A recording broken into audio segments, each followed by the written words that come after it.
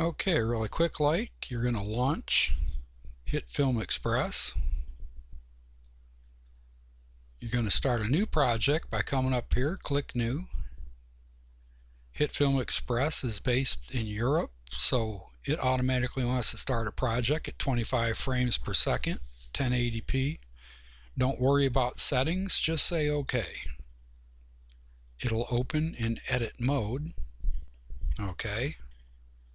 You're going to come down here into the edit panel, media panel, double click. You're going to want to import your footage. OK. Now I've got this, which I recorded with Camtasia's recorder, and I converted it to 29.97 frames per second. I believe that's probably what it would be actually downloaded from video blocks.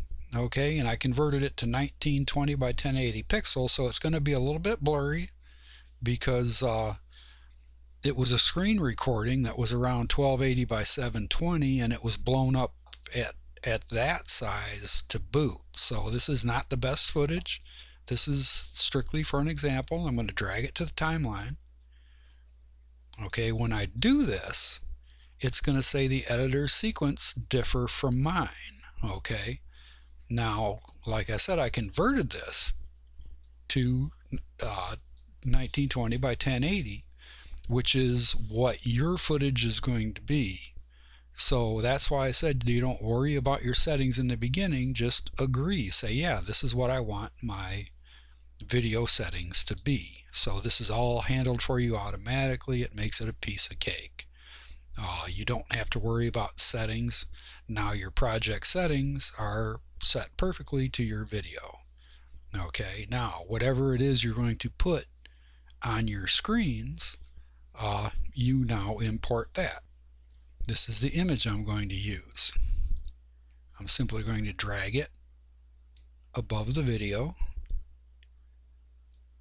drag it out for the duration of the video. I'm going to come in here into the effects panel. In the search bar, I'm going to start to type quad.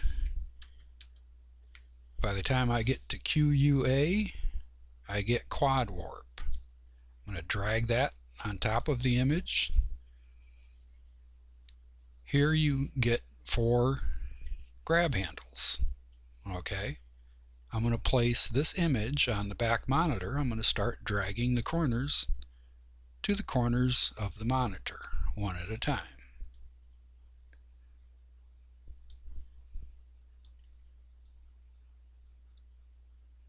I'm just going to get it fairly close.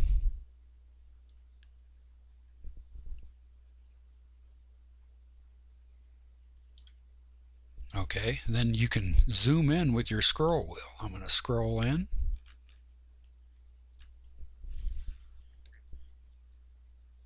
Okay, and I'm going to come in. I'm going to place this closer.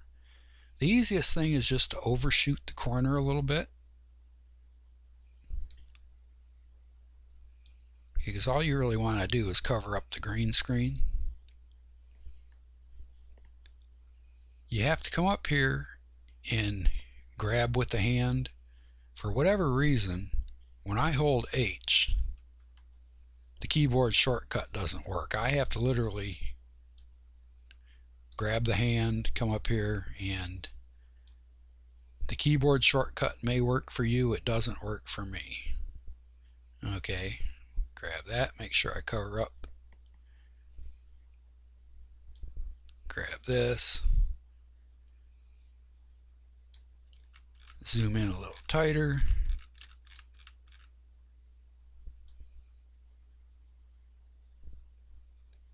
And my green screen is going to be hazier than yours because I cheated so much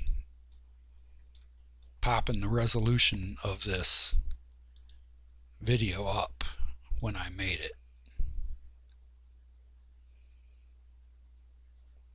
This would have a nice sharp edge if I had the actual video instead of what I did. and just go around and make sure you got a nice clean edge everywhere.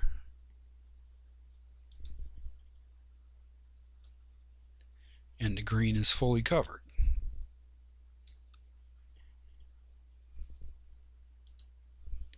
Change the resolution back to fit the screen, and that one's done. Okay, then you're going to go back into your media, stick another one up above, same difference, apply the quad warp, and we're going to do the same thing to the other monitor. And I'm going to fast forward this process so you don't have to watch it twice.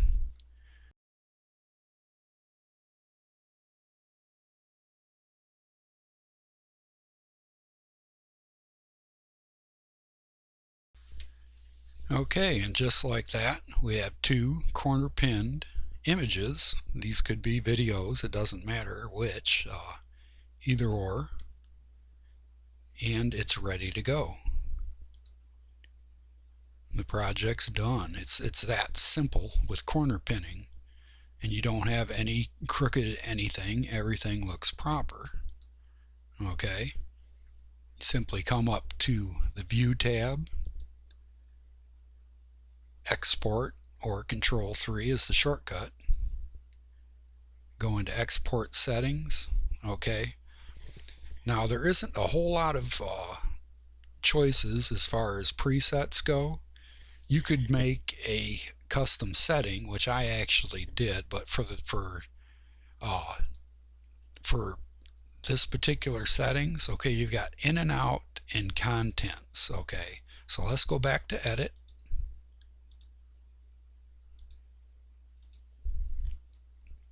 Okay, by default this clip is 5 minutes long, yet the clip itself I believe is 15 seconds. The original clips are very short.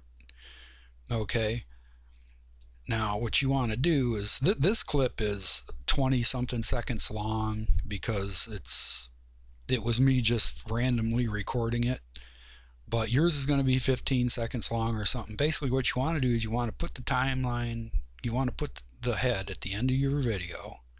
Okay, you're going to want to hit the O key for out.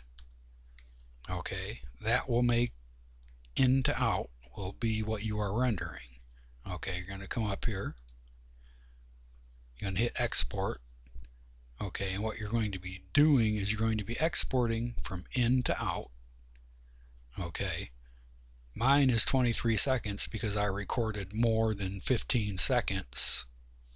The VMO settings, the preset VMO 1080p is a pretty good render for reproducing a video. It's a pretty high quality recording. I think it's more than good enough to produce. Just choose VMO. Okay, choose a place to save it to.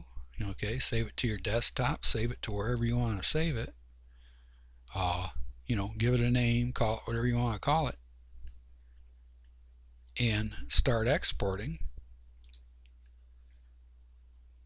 And 30 seconds later, a minute later, however fast your computer is, and you're done. That video is done. And just do that for any other videos. And as far as the ones with motion, you could do corner pinning with this thing, but you would have to adjust it manually for the motion, and it would take you forever. So just get just abandon that idea. This is good for corner pinning. This is good for corner pinning videos with screens that don't move. That's what it's good for. It's not good for motion tracking. The motion tracker just is not accurate enough with this particular editor.